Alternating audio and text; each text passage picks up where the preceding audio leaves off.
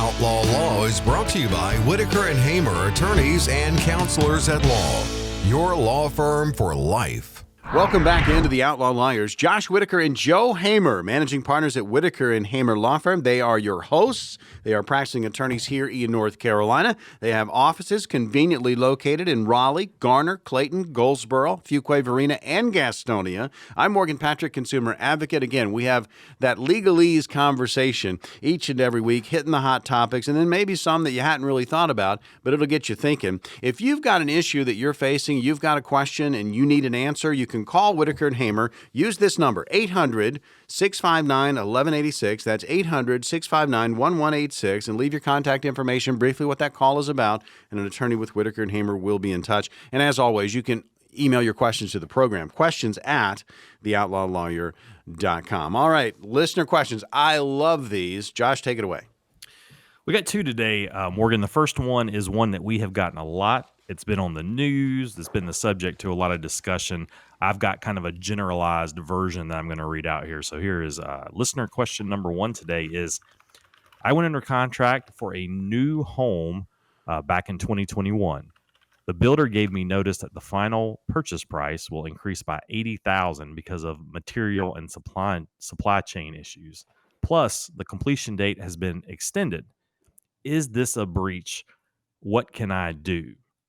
All right, so that's kind of our question. We've got somebody who last summer, went and picked their lot out, signed up with a builder to build their house. They're supposed to be closing on it this summer, and they're getting some bad news. The price has gone up, and we're not going to close on time. And so their answer is, what can I do? And Joe, we represent a lot of buyers, right? We represent a lot of builders. We get on both sides of this question a lot. I know you've seen it too. I have seen it. It's common, and it's increasingly common because, we had, I don't know if you know this, Josh, but there was an outbreak of a sickness. Some would call it a pandemic. Right. Did you know that took place recently? No, it's just, no. Yeah. So that caused a lot of issues with the supply chain. It caused a lot of societal issues in general. And one of the things that occurred was a drastic increase in a lot of things: cost of labor, cost of materials. So you saw a whole lot of price increases, and you saw just a lot of things went through the roof. And so what you had happen was you had a lot of folks who they got under contract for a property, and the builders quoting them based on what they would generally expect this project to cost. And then you get into the process, the prices increase substantially, and you're looking at a situation where you've had, $60,000, $70,000, $80,000 increases in the cost of materials during that time. And it puts you in a situation like this. So we definitely see it. And the answer as to whether this can be done, and I know you love this answer, Josh, but it's the answer to virtually any legal question. And that's, it depends. Right. It depends on a lot of things. I like how I saw this, and I don't have them in front of me, but I saw this just come up on like the local news a lot. I think the N&O had some articles on it when it was happening. And it's just interesting how the builders are always the bad guys, right? It's always the company. It's always the landlords that are the bad guys. The builders the HOAs are the bad guys. And sometimes they are, right? Sometimes that's the case, depending on the facts. But this bias towards it just seems apparent to me, but anyway, it depends on the contract you signed, right? So a lot of builders have their own contract, and that contract, it contemplates things like this. This is based on pricing and such, and this can go up by a certain amount or a certain percentage, or we'll just tell you what it is so and we're going to pass that, because that's what happens. When things inflate, and we're seeing that now with this crazy inflation. I had to buy a lot of boat gas this weekend. I know this is a first world problem to complain about, but man, gas with no ethanol, boat gas, not cheap right now. Yeah, no gas is cheap right now. Yeah, I was going to say gas prices going through the roof. I think average is $4.65 right now. Big number. But this gets passed along to the consumer, right? Anytime there's a new tax, anytime there's a new tariff, anytime there's a supply chain issue, that gets passed right along to us. So it's in the end, it's your problem, and a lot of it depends on the contract you sign. And I would guess a lot of people sign these contracts without having a lawyer, review.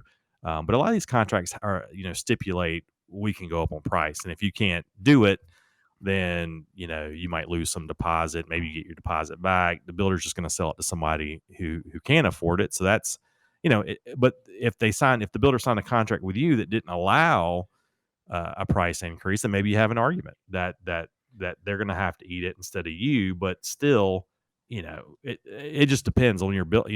There's legal arguments to be made, right? Like, okay, maybe this is a breach, but a judge can't order a builder to sell you a house at a price where he's going to take $100,000 loss, and he doesn't have $100,000 to pay that loss, right? Because you're still going to have liens on the house.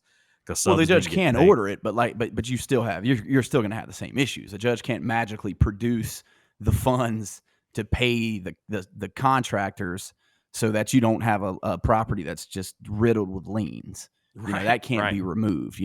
Those contractors' rights are protected just like your rights are protected. So it's still going to be an issue. And, practically speaking, you get a judgment against the builder that cannot pay those liens. It's going to be that judgment's going to be virtually worthless. So you're still going to be in a bad situation. And I'd say this is a relatively new issue that we've seen cropping up more and more.